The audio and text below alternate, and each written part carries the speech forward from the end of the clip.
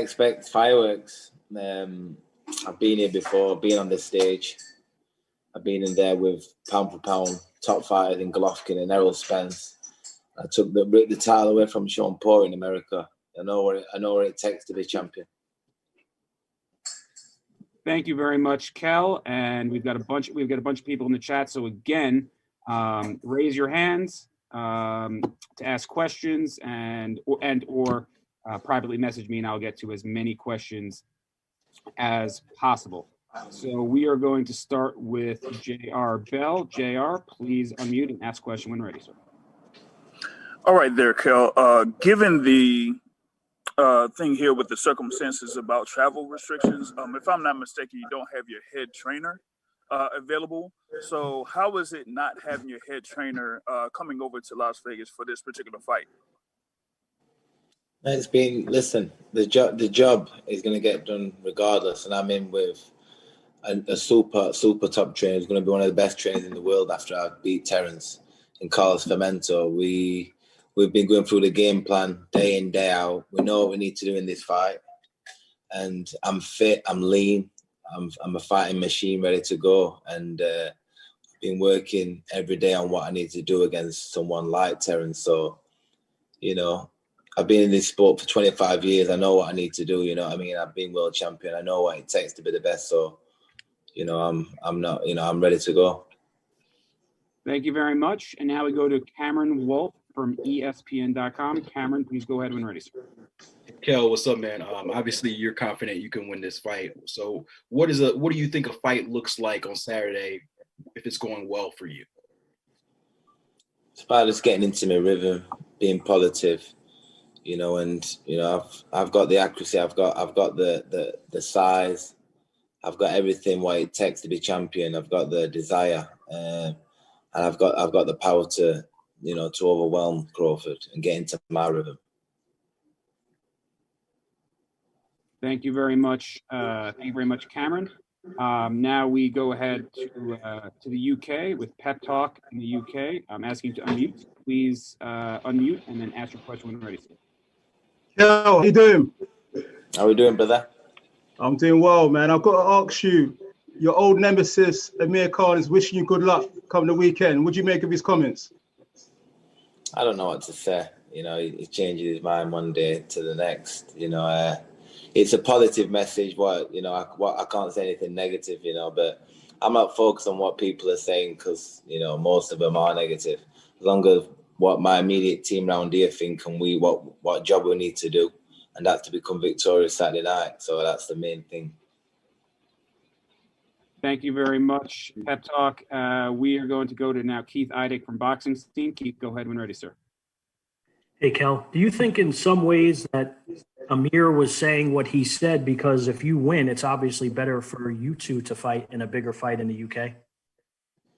There's always something up his sleeve. Listen, I'm not focused on Amir Khan. I'm focused on Terence Crawford, So let's talk Terence.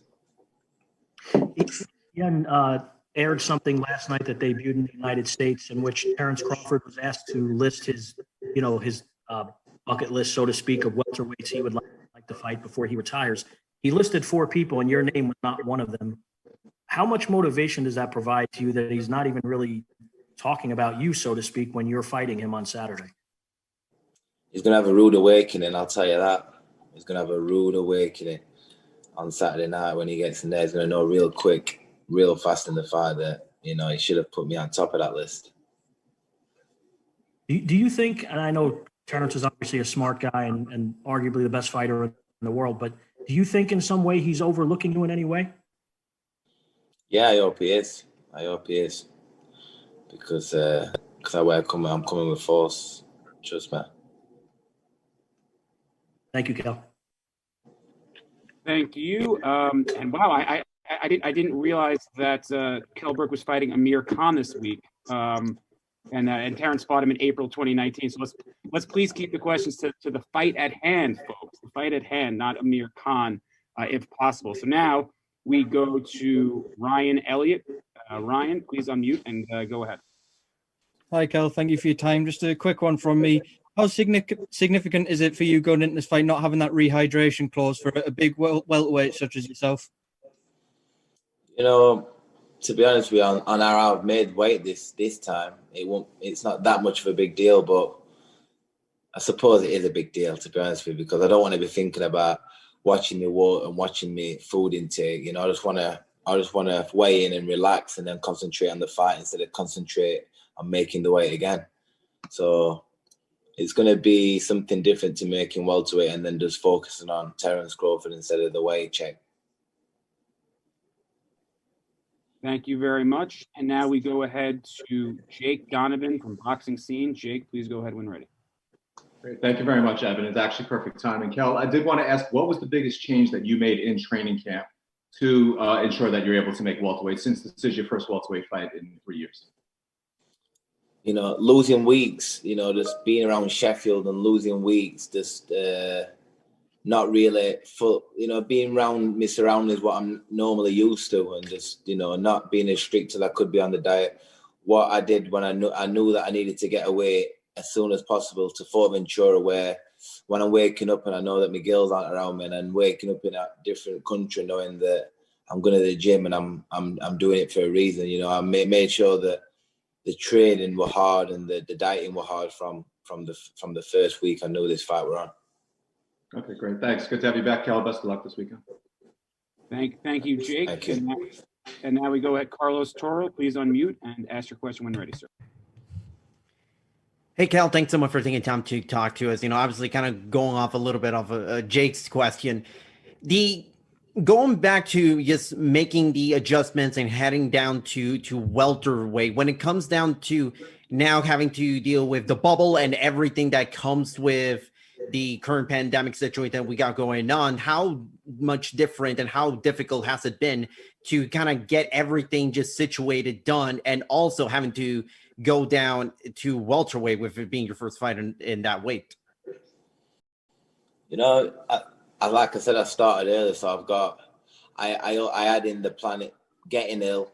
These kind of situations, I made time early doors just for in case I got ill or in case these kind of things happen. So we're well ahead, you know, and everybody's making weight. Everyone's in the same, you know, doing the same thing. You know, everyone's finding it tough with this COVID, but I'm in a great place in my mind, and the weight's fantastic for this fight. So forget the weight. The weight's made. Thanks, Kell. Best of luck on Saturday.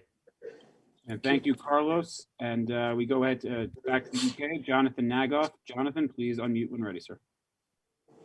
Hey, Kyle. John here from Pro Boxing Fans. Hope you're well.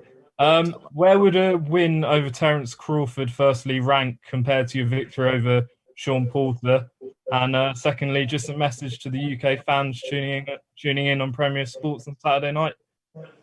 Yeah, I think it's got to be above the Sean Porter just for everything I've been through, everyone writing me off. I think you've got to put it up there because this is the pound for pound best fighter in the world, you know, and you've got to put it as number one. You know, nobody's done that in history from Britain. And I'm glad that all the fans are able to see it on Premier Sport, like you said. You know, they're going to stay up and enjoy me becoming two-time world champion. Thank you very much, Jonathan. And we next go ahead to Ernesto Amador. Ernesto, please unmute and ask your question when ready, sir. Oh, one more. I actually got to unmute one more time, Ernesto. I accidentally muted you. Ernesto? Oh, there you go. Okay. Thank you, Ernesto. Kell, it's always a pleasure to have a conversation with you. Let me ask you one question. For most of the fighters, it looks impossible against Crawford, but not for you. Could you explain this? Because I truly believe that you can be a nightmare. Yeah, listen, my style, I can box orthodox, southpaw, you know, I've got great balance, great timing.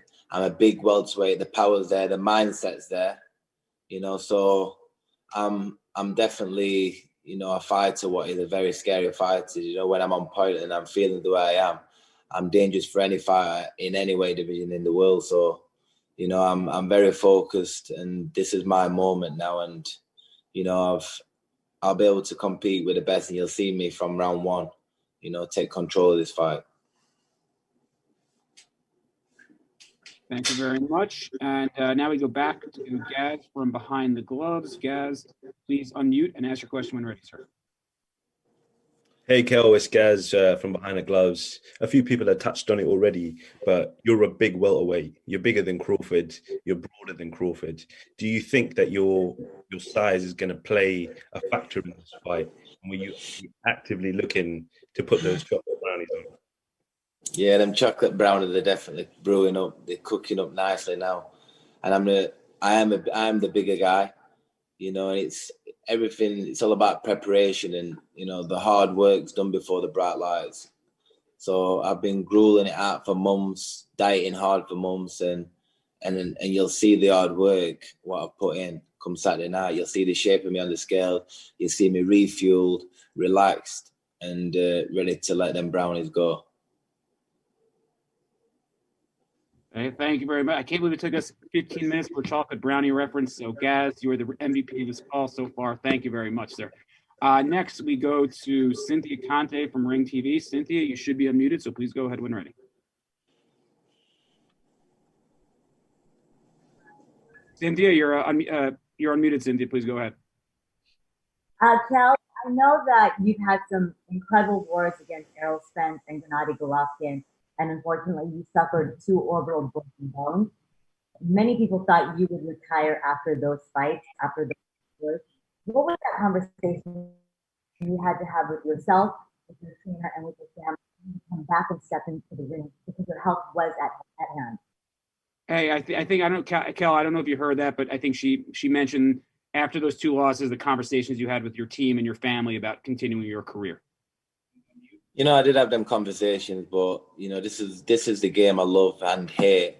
It's all I know. It cleans my mind when I go into the gym and train and let them endorphins off, and you know, it's my living, and I love competing with the best. So once we're healed, you know, and my mindset was right, you know, I felt strong, you know, just like I do. I feel strong now. I don't really think about the breaks, and I feel that I know that I'm stronger than ever. So it's right over my head now. You know, I know that my surgeon, Dr. Muhammad Ali, looked after me very well, and they called me the Terminator now. So I'm ready to walk through walls now. Thank you very much, Cynthia. Next, we go to Jay Lee from secondhouse.com. You are unmuted, so please ask your question when ready. Hi, Kell. I hope you're right, mate. Jolly from Seconds out here. Just as you're aware, I'm sure this is one of the biggest fights, if not the biggest fight of your career. Being as that you're going to leave everything on the line on Saturday night, of course, is there a chance that metaphorically you're going to leave your career on the line and in the ring on Saturday night? I don't know what you mean by that. Metaphorically, you're going to leave everything in the ring on Saturday night and also your boxing career? No, I'm not going to leave my boxing career because I'm going to become victorious, and I'm going to be fighting Terence Crawford. Will be coming to England for rematch. So looks like I'll be fighting again, won't I, for you to see, actually. You won't have to travel. Yes. Look forward. Oh, sorry. I apologize. My apologies for the premature mute there, Mr. Lee. I apologize for that. Again, everybody, to ask a question, please go to the raise hand function or send me a direct message on the queue down below. Or if you can't figure those out, just shoot me a text message, and I will get to as many of you as possible. It looks like Jonathan Nagoff from Pro Boxing Fans has another question. So, Jonathan, please go ahead when ready, sir. Yeah, Kell, I spoke to Johnny Nelson, and he said that Kell Brook doesn't take himself away to future Ventura for nothing, and that going out there, you're going to be concentrated and fully focused on this fight. But he said that you have to be at your best for 12 rounds to win this. What have you done to ensure that you're going to be at your best on Saturday night to beat Terence Crawford? You know, I've got to do absolutely everything right. I'm fighting the best pound-for-pound fighter, so you'd have to be an absolute idiot to not prepare fully. So I've been meticulous with my training, and I've been making sure I'm the first one in the gym and the last one out, and putting the hard work in. We're fighters. want to stop, I keep going forward. So, I've got him reserved for this fight, and I've been watching my weight, and just being focused, being away from my girls and knowing what I'm doing it for. And, I'm fully focused on this fight. I've never been ready for a fight like this before. So I'm happy, and I'm looking forward to whatever Terence brings, because I can match him. I'm ready for a war. Do you believe you stop Terence Crawford on Saturday night? I believe I stop him, or he quits on stool. Cheers, Kell. Thank you very much. Thank you very much, Jonathan. I'm looking. We've got a couple more questions. In the queue. So just hold on 1 second while I get to the next question. Looks like JR Bell has one more question. So JR, please go ahead. Now, given this fight against Terence Crawford, and a lot of people are talking about him being the top pound-for-pound guy, but you have faced a couple of guys that have been either listed in the pound-for-pound list or are in the list, in Errol Spence and Gennady Golovkin. So in this particular fight, what are you going to do in there to show that you are among one of the skilled fighters in the welterweight division? I'm gonna have to show something I've never shown, and the preparation. Like Muhammad Ali says, before the bright lights, the hard work was in before the bright lights. So I'm fully prepared. Terence Crawford has never been in with a welterweight, the size and the confidence and everything that I own. He's not been in with Golovkin and Errol Spence. These pound for pound champions. He's never been in with anybody, and I'm prepared better than I did against these guys, and I'm fully healthy and ready. So, he knows he's in a massive fight. He knows he's going to have his hands full. He knows this himself. And Kell, before we get to the next question, tell everybody, a lot of times when people travel from long distances for training camp, there's concern that they did not come, enough time to acclimate. How many weeks have you spent in Las Vegas? When did you arrive, and how long did it take you to fully acclimate to sort of the Western time zone and being 8 hours behind from where you came from? It takes me about 10 days, and I'm there now. I'm feeling tired at 10 o'clock at night, and I'm sleeping all the way through till 7, 8 morning, like I did back in England. So my body clock's adjusted to the Vegas time now. So everything's on point. The sleeping, my body clock's there. Everything is there. What's needed to win this fight. Thank you very much for that, Kell. We have a couple more questions, and I know you got to get to training, so we will let you get to that, which is most important at this late juncture of training camp. Gail, please go. You're up, so please go ahead when ready. Thank you very much, Kell. A lot of this discussion has brought up questions that indicate the doubters that are out there. Do you use that doubt to fuel you, much like you had doubters before you fought Sean Porter and you were able to take the win there? Do you turn that into a positive for yourself? Big dog. You've got a big dog there like me. Big dog, ain't you? Listen, them doubters, they're the ones what I can see certain people doubting me and calling me out, who I know as well, and they're the ones what make me want to do that extra round and push on harder, because I can't wait to see them after the fight. I can't wait to see them when I'm crowned the champion, of the world. And again, and I'm not just a normal champion. I want that Ring Magazine belt. I want to be the best fighter pound for pound in the world. I want to take his title there. There's a lot at stake for me, and I've got the pressure is on myself to go out there and be great. Thank you very much, Gail. And now the dog has stolen the show. That was impressive. Next week, a couple more questions. We're going to go back to the UK. Our friends at Boxing UK. You should unmute, so please go ahead when ready. Hi, Kell. It's Steve from Boxing UK. How you doing, Steve? Hello, mate. Kell, if you pull this off at the weekend, it's going to go down as one of the greatest performances abroad by a Brit. Are you disappointed that the TV coverage over here isn't what it should be for such a big fight? I'm disappointed. I've been with with Sky Sports for years. They've seen me fight, become world champion. They've seen me being in some thrillers. And it's a shame that they're not picking this fight up. But you've got to spin it into a positive. It's going to be on Premier Sports. All the fans are going to be able to see it still, but the platform would have been the best on Sky, wouldn't it? It would have, mate. And you've already touched on the answer to the next one. If you do the job, is there a rematch clause, and would you bring them back over to the UK? The rematch clause, and you'll be able to see it, won't you? Good man. Do you still love the Geordies? Still love the Geordies. Good lad. Kell, best of luck on Saturday, mate. Top man.